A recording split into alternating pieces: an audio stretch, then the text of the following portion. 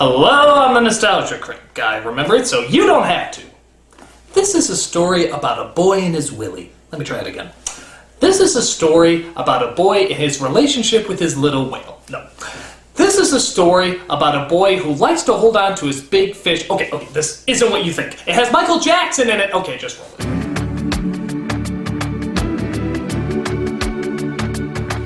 Yeah, you remember this little classic, don't you? Two misunderstood souls share a special bond that neither one can explain, but neither one would give up for the world. Never heard that before, except for a boy and his raccoon, a boy and his dog, a boy and his hawk, and a boy and his multiple alien knockoffs. So this story was really nothing new at the time, yet it still turned out to be a big hit. Why? Well, let's look at this whale of a fail to find out. So it starts off with the action of whales jumping. Actually, I should say it tediously stretches out the action of whales jumping for 2.5 minutes. But then we come across our enemy. Man.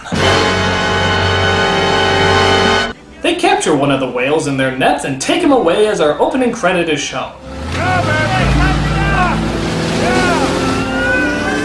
Wow, what first-year Photoshop student put that title together? So we come across our boy-girl thing as we see him and his friends make a living by conning people out of money and stealing their daily food. Don't judge me! So the boy is named Jesse, and he lives in that special time in movies where runaways are cool, can survive on their own, and somehow have relatively clean hair despite the fact that they have nowhere to stay. Go! So while running away from the cops, they hide in the back room of an aquarium, where they spray paint the walls because that's what tough, blonde, curly-haired white boys do.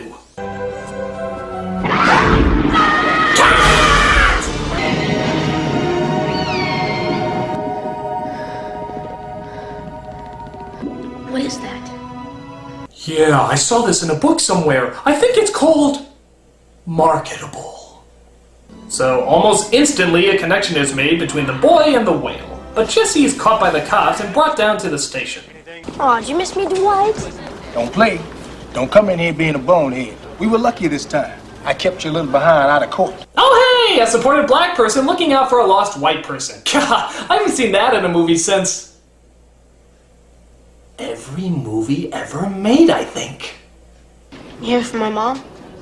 You still want me to hear from your mom? I just want to know if she's okay. Nobody's heard from your mom in 6 years, Jesse.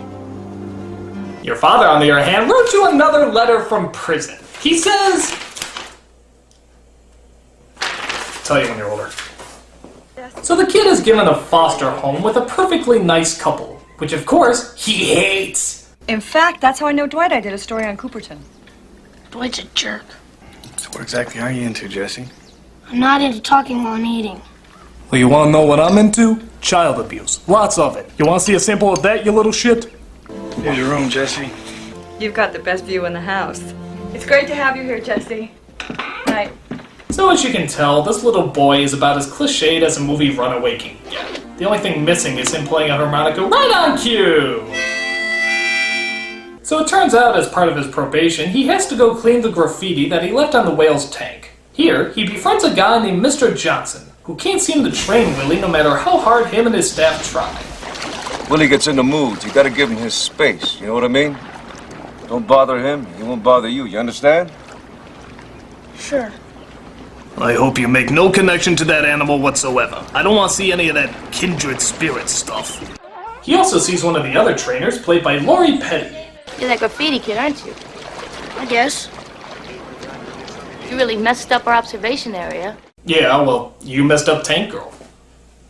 We also see the park's owner, who's played by the villain from the next Karate Kid. And wouldn't you know it, he's playing the villain here too. I think it's because his eyebrows are permanently cemented to douche mode. It will cost at least $100,000 to expand that psychotic malcontent's playpen. Huh? Oh God, I hate that whale. Yet I love Gilmore Girls. Weird, huh? So, as you would guess, the boy playing his harmonica and Willy start to make a connection. They're both unsatisfied animals who have everything they need and yet constantly want to escape. What's not to connect with? He even sneaks into the park to play his harmonica at night because... Didn't you do that when you were a kid?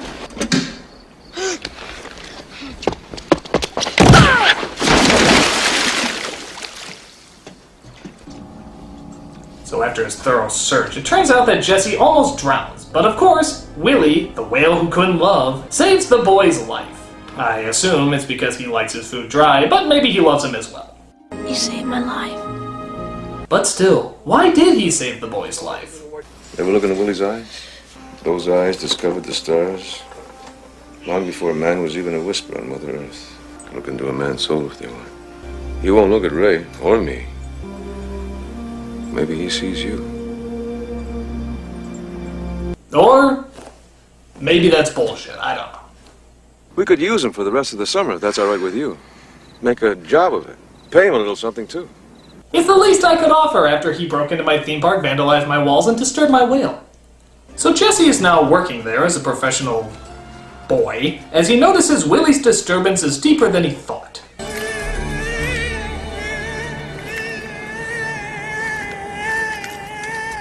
God, it sounds like Curly having a hernia. So it turns out the owners of the park aren't treating him very well. But that's because they don't have the misunderstood heart of gold that Jesse has. You're like Burberry. Still a beautiful animal, though. Yeah, real streetwise kid, like I said. Hey, I ain't playing, man. This is the real deal. Hey, you don't like it? Shove it out your pie hole. You're such a beautiful animal. So the kid starts training the whale without even knowing it, as Mr. Johnson and the other trainer think that maybe he should be the one to train him for a show. So she trains the kid to train the whale, as their bond gets even closer and closer. But something still seems to be missing from Willy's life. Yeah, it sounds like Snarf from Thundercats getting neutered. But it turns out something is missing from Jesse's life too, as he discusses it with his Vostfr father. That's a picture of me and my mother. She died about 2 years ago. Yeah, well, my mom's coming to get me one of these days. You don't believe me, do you? I don't care what those people said. Those people don't know anything. So their little argument gets his foster parents in another little argument, which finally reminds Jesse to open up his welcome home gift. You're right. I know I'm right. I don't like it. We don't owe anybody anything. So after seeing the trouble he's caused, he realizes that maybe he can be kind. Maybe he can understand. Maybe he can be a little douche and throw a baseball through a window. Ugh, should have gotten a puppy.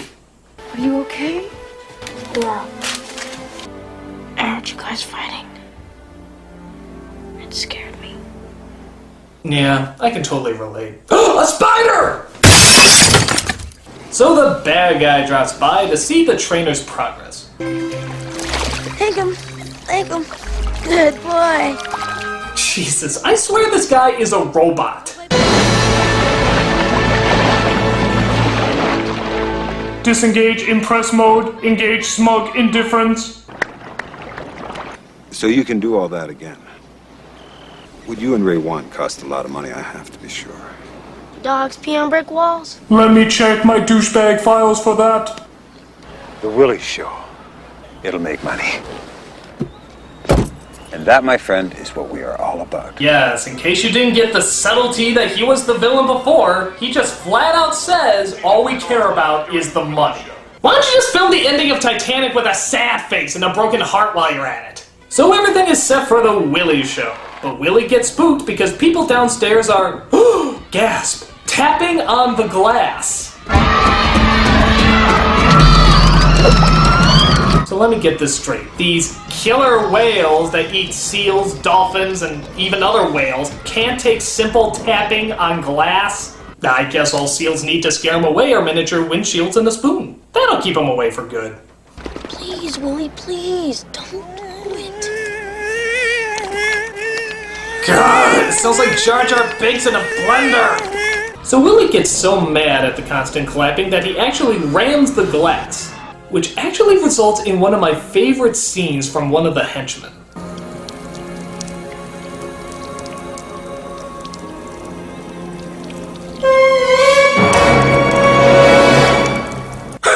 No one can eat popcorn so devilishly. Seriously, you can put that in like any heartwarming scene and it would just suck the love right out of it. I'll never doubt again. There will never be a need.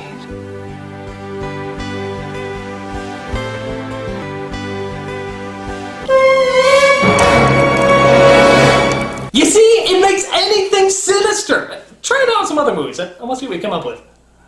So Jesse gets bummed out that Willy bailed out, so the supportive black guy comes in to try and talk some sense into him. Sick of this place. Going to find my mom. The state can't find your mom. The federal government can't find your mom either.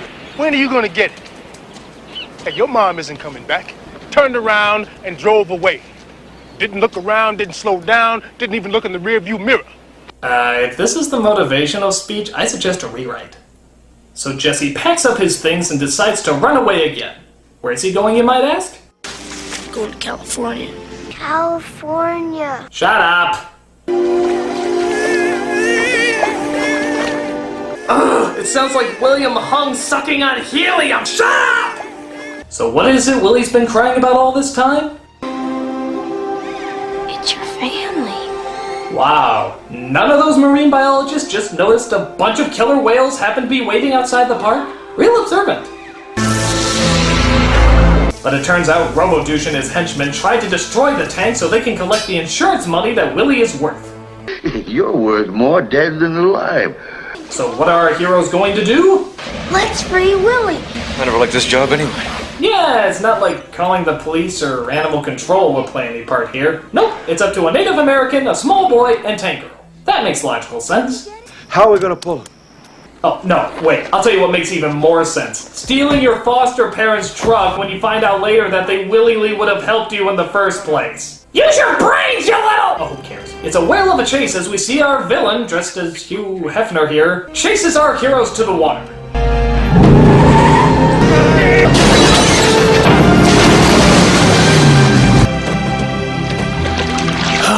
Fuck adoption. Fuck adoption. But the bad guys have sealed off their only way out, laying their net so that Willy can get caught. Hurry, Willy, hurry! Don't forget me, okay? Don't forget you. So it looks like this is goodbye. That famous scene that's shown on all the posters, every trailer, and even on the front of the DVD? Yeah, it looks like that's not going to happen. That whale's not going anywhere. Water's 20 feet deep, those nets will touch bottom, close it in. I believe this calls for a victory snort. Care to join me?